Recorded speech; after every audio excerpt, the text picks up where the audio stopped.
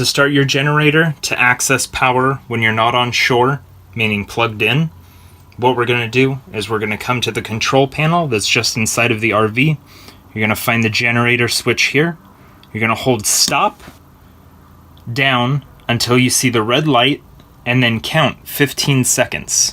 1, 2, 3, 4, 5, 6, 7, 8, 9, 10, 11, 12, 13, 14, 15.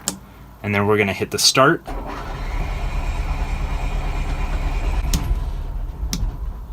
Oh. And it'll kick right over, hopefully.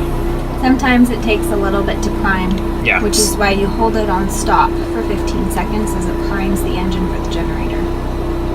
The generator also will work through the night. It uses your gas that you've put into the camper, and at a quarter tank of gas, it will automatically kick off so that you have enough gas to get anywhere you need to go. So if you have a quarter tank or less, the generator will not work.